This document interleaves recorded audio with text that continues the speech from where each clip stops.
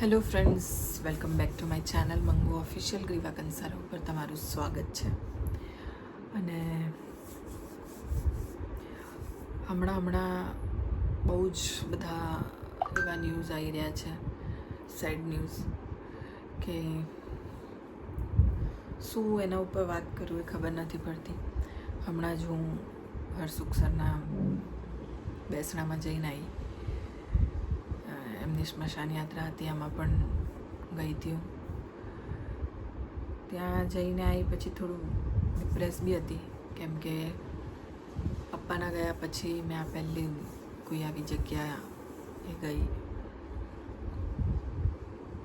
બેસણા સુધી બરાબર છે, પણ કોઈની સ્મશાન યાત્રામાં જવું એ મારા માટે પહેલી વાર હતું, મારા ડેડીના ગયા પછી, પપ્પાના ગયા પછી. સો બધું જ એ બધી જૂની વાતો, યાદો, બધો એ આખો દિવસ મારા મગજમાં રિપીટ થઈ ગયો. પપ્પાને ખોયા એ, કેમ કે એ જ બધી સેમ જ વિધિ હોય, બધી સેમ જ બધું હોય. તો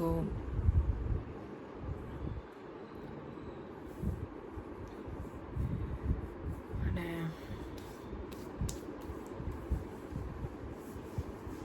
શું કહું હવે હું તમને લોકોને. તો તમે જોયું જેમ કે વિડીયોમાં બધા બહુ જણા આવ્યા હતા. આખી ઇન્ડસ્ટ્રી જ આઈ થિંક આવી હતી, ગુજરાતી ઇન્ડસ્ટ્રી, કેમ કે બહુ મોટું નામ છે એમનું, એમના પપ્પાનું, એમના ભાઈનું. હરીશ સર, હરસુખ સર બંને ભાઈ છે. એમના પપ્પા એ પણ બહુ મોટા પ્રોડ્યુસર હતા. તો એ આખું ફેમિલી જ ગુજરાતી ઇન્ડસ્ટ્રીને એટલું બધું વસ્તુ, એટલી બધી યાદો, એટલી બધા પિક્ચરો આપ્યા છે એમને, કે એનું કોઈ એ નથી. તો આખી ઇન્ડસ્ટ્રી ભેગી થઈ હતી. મતલબ માણસ લાઈફમાં કશું જ નથી કમાતો, આ જ વસ્તુ કમાતા હોય છે, રિસ્પેક્ટ બધાની. અને એ હરસુખ સરે બહુ જ કમાઈ છે. એ એમના બેસણામાં અને એમની સ્મશાન યાત્રામાં લોકોને જોઈને જ લાગે છે કે એમણે કેટલો પ્રેમ, કેટલી રિસ્પેક્ટ કમાઈ હતી. કેમ કે કોઈ બાકી નહોતું. હિતેન કનોડિયા, હિતુ કનોડિયા, હિતેન કુમાર, મમતા સોની, વિક્રમ ઠાકોર, શ્વેતા સિંહ, પીનલ ઓબેરોય, બધા જ દિગ્ગજ જે કહેવાય બધા જ હાજર હતા. હું એટલું તો વિડીયોમાં કંઈ લઈ ના શકી, પણ કેમ કે એ માહોલ એવો હતો એટલે વિડીયો કેવો બનાવીએ તો સારું પણ ના લાગે. પણ મોટી વ્યક્તિ ખોઈ દીધી છે ઇન્ડસ્ટ્રીએ. અને બસ ભગવાન એમની આત્માને શાંતિ આપે. બીજું એક કે અમારી ઇન્ડસ્ટ્રીની બીજી એક હિરોઈન, એના સનનું પણ આજે નિધન થયું છે, આરતી ભાવસાર. નાનો અમથો છોકરો હતો એનો. રીઝન તો મને એટલું ખબર નથી, બટ એનું પણ આજે અવસાન થયું છે. તો ભગવાન, નાનો અમથો છોકરો હતો, 14-15 વર્ષનો આઈ થિંક, અને એની સાથે આવું કંઈક બની ગયું છે.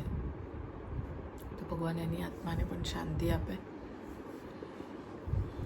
બીજું એ કે અત્યારે ટાઈમ એવો ચાલી રહ્યો છે કે કંઈ પણ થઈ શકે છે. તો તમને લોકોને બધાને એમ જ કહું છું કે તમારી બોડી તમને સાઇન આપતી હોય છે.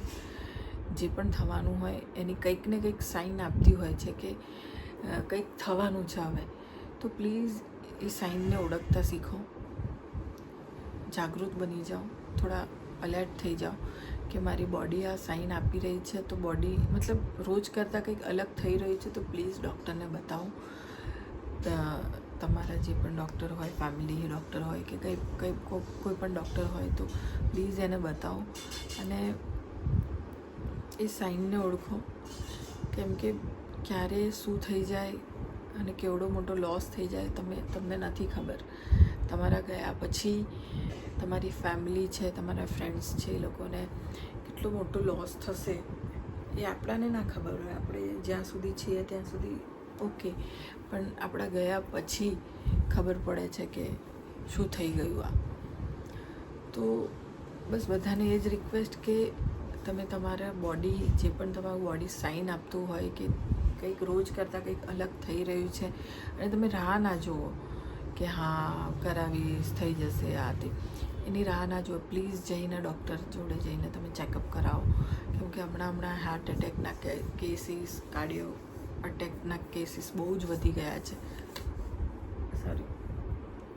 તો પ્લીઝ તમે ધ્યાન આપો, તમારું બોડીનું કેર કરો.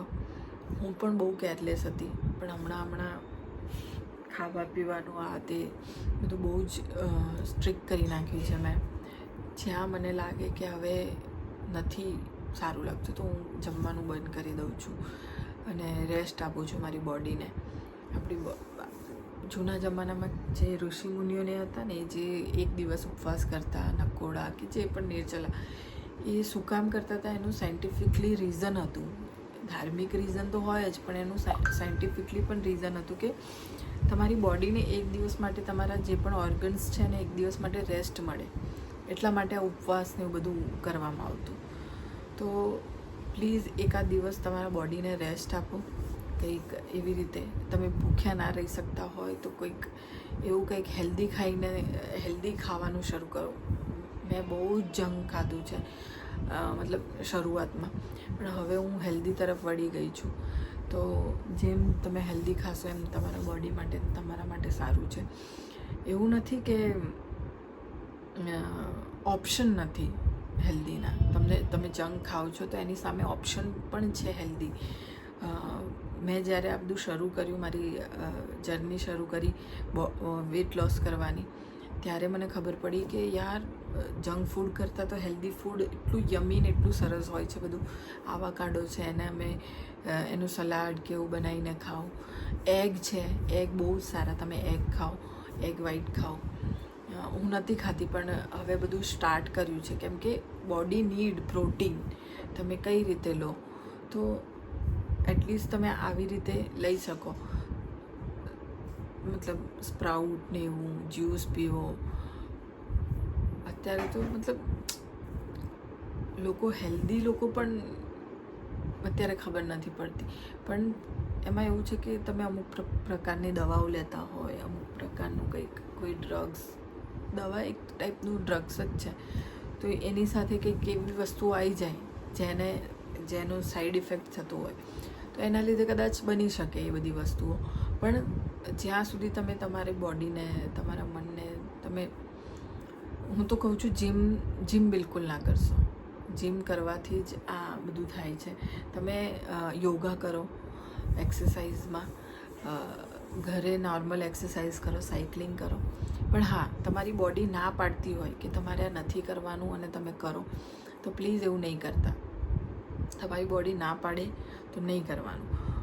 હું કેટલા ટાઈમથી સાયકલિંગ કરતી હતી, પણ મારી બોડીએ મને ના પાડી કે હું સાયકલિંગ નહીં કરી શકું, કેમ કે ઘૂંટણમાં મને પ્રોબ્લેમ થવા માંડ્યો. એટલે મેં સાયકલિંગ બંધ કરી દીધી છે. મારી સાયકલ નીચે જંગ ખાય છે, પણ નહીં તો નહીં. હવે હું અત્યારે ચોમાસામાં તો નહીં જ ચલાવું, કેમ કે મને વરસાદના પાણીથી એલર્જી છે, એટલે ચોમાસામાં તો નહીં ચલાવું. બટ ચોમાસું પતશે એટલે પાછી સ્ટાર્ટ કરીશ હું સાયકલિંગ, થોડું પણ થોડી એક્સરસાઇઝ, થોડું વોકિંગ કે એવું ચાલુ રાખો.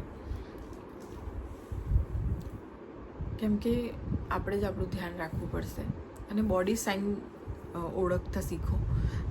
તમારું બોડી રોજ કરતાં કંઈક અલગ રિએક્ટ કરતું હોય તો પ્લીઝ ડૉક્ટર પાસે જાઓ અને પ્લીઝ ચેકઅપ કરાવો. બસ એટલું જ. અને જે લોકો નથી આ દુનિયામાં, જેમ કે મારા હરસુખ સર છે, મારા આરતીનો સન છે, કે જે પણ લોકો અત્યારે નથી રહ્યા, એ બધાને આત્માને ભગવાન શાંતિ આપે. અને તમે પણ પ્રાર્થના કરજો કે બધું સારું થાય અને બધાની આત્માઓને શાંતિ મળે અને તમે પોતાની જાતને સાચવજો અને હેલ્ધી રહેજો. બસ, થેન્ક યુ સો મચ. તળા.